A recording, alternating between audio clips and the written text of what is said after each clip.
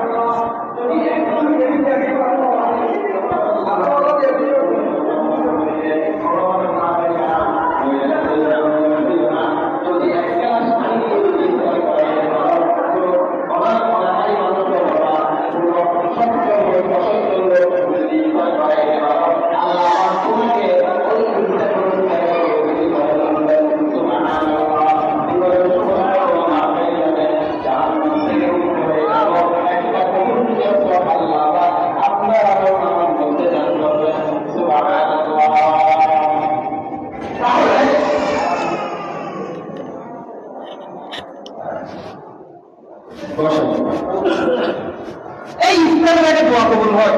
গল্প করবেন নাকি এদিকে খেয়াল করে এখন দোয়া হয়ে যাবে 6টা মাসে মোনাজাত হবে 12 মনে 13 ইফতার মনে হয়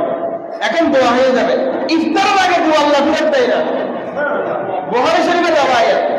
قال رسول الله صلى الله عليه وسلم ثلاثة لا ترد তিন শ্রেণীর মানুষের দোয়া আল্লাহ ফিরত দেয় না দোয়া করতে দেরি আল্লাহ পাক কবুল করতে দেরি করবেন না কয় শ্রেণীর মানুষ বড় করে বলেন তিন শ্রেণীর মানুষের দোয়া আল্লাহ কখনো ফিরত দেবেন না আল্লাহর নবীকে মিথ্যা কথা বলে না নাউজ মিথ্যা কথা বলে না আল্লাহর নবী যতক্ষণ পর্যন্ত জিবরাইল বলে না ততক্ষণ আল্লাহর নবী বলে না জিবরাইল অতক্ষণ বলে না যতক্ষণ আল্লাহ বলে না রাসূল বলা মানে হলো আল্লাহ বলা আল্লাহ যেটা কোরআনে বলেছেন সেটা হলো ডাইরেক্ট রাসূল যেটা বলেছেন এটা হলো ইনডাইরেক্ট রাসূল বলেছেন তিন শ্রেণীর মানুষের দোয়া আল্লাহ পাক ফিরত দেয় না এক নম্বর দাওয়াতুল সাইম হাত্তা ইফতিরা ইফতারের আগে রোজাদারের দোয়া আল্লাহ কখনো ফিরত দেয় না ইফতার নিয়ে যখন মুসলমান বসে আল্লাহ পাক ফেরেশতাদের নিয়ে গর্ব করে আল্লাহ বলে ও ফেরেশতা দেখো আমার বান্দারা অনাহারে সারা দিন রোজা রেখেছে তৃষ্ণার্ত অবস্থায় পিপাসিত অবস্থায় কত কষ্ট করে রোজা রেখেছে চাইলে তো তারা খাইতে পারে আমাকে কিভাবে মানে একটু ভালো করে দেখো না আল্লাহ ফেরেশতাদের নিয়ে গর্ব করে এই সময়ের মধ্যে আমি যদি ভালো করে মনোযোগ দিয়ে দোয়া করতে পারি খোদার কসম যার যে সমস্যা আছে অনেকের ছেলে হয় না মেয়ে হয় না আবার অনেকের ছেলে মেয়ে আছে অনেক সমস্যার মধ্যে আছে অনেকের অনেক রকমের বিমার অসুস্থতার মধ্যে আছেন অনেকে অনেক ধরনের সমস্যা আজকে আমরা ইফতারের আগে দোয়া করব আল্লাহ পাক আমাদের দোয়া অবশ্যই কবুল করবেন ইনশাআল্লাহ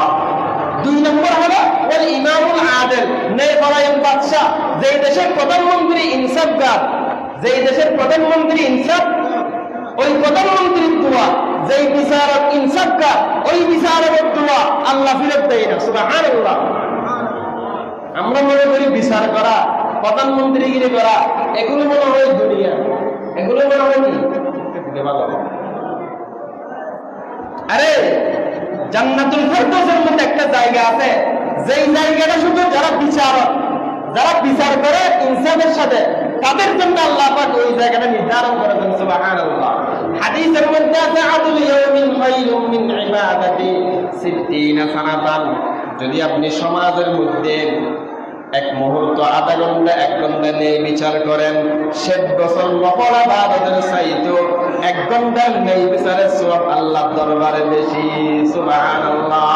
জান্নাতুল ফেরদৌসের মধ্যে একটা জায়গা থাকবে যেই জায়গার মধ্যে সিংহাসন থাকবে ওই সিংহাসনের মধ্যে যারা প্রধান বিচারক তাদেরকে আল্লাহ পাক রাখবেন যারা দুনিয়ার মধ্যে ইনসাফ করেছে সুবহানাল্লাহ আর যারা বেইনসাফ করেছে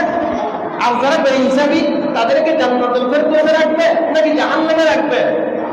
যারা যে সমস্ত বিচারক যারা বেইনসাফি করেছে তাদের জায়গায় জান্নাতুল ফেরদৌস নাকি জাহান্নাম আর যারা নেই বিচার করেছে, সমাজের মধ্যে ইনসাফ প্রতিষ্ঠা করেছে, তাদের জন্য জান্নাতুল ফেরদৌস। যারা আধা ঘন্টা 20 মিনিট ইনসাফ করেছে, আর একজন মানুষ মুসলমান মসজিদের মধ্যে বসে বসে ইল্লাল্লাহ ইল্লাল্লাহ জিকির করে, আল্লাহ বলতেছেন 5 ওয়াক্ত নামাজ ঠিক রেখে আধা ঘন্টা ন্যায় বিচার করা, ওই জিকিরের চাইতে ওই বিচারকের দাম আল্লাহর দরবারে বেশি। সুবহানাল্লাহ। যাই হোক, এই ইফতারের আগে দোয়া কবুল হয়, ইফতারের আগে দোয়া কবুল হয়। আমরা এখন দোয়া করব, এই দোয়া আল্লাহ তাআলা কি দেয় না, ফেরত দেয় না। 3 নম্বর হলো মজলুমের বদদোয়া। মজলুম মানে হলো অত্যাচারিত। মনে করেন আমি কাউকে মারলাম, আমাকে বলা হয় জালেম, আমি ওনাকে মারলাম, উনি মজলুম, আমি জালেম। যিনি মজলুম ওনার দোয়া আল্লাহ ফেরত দেয় না। আল্লাহ পাক আমাদেরকে আজকের এই ইফতার মাহফিলকে নাজাতের জরিয়া করে, সবাই বলেন কি আমিন। যারা ইফতারের আয়োজন করেছে আল্লাহ পাক তাদেরকে জিন্দেগীর সমস্ত গুনাহ মাফ করে দিন, আমিন। যারা উপস্থিত হয়েছে তাদেরকেও আল্লাহ পাক ক্ষমা করে দিন, আমিন। আমরা যারা উপস্থিত হইলাম আমাদেরকে আজকে লাইলাতুল কদর নসিব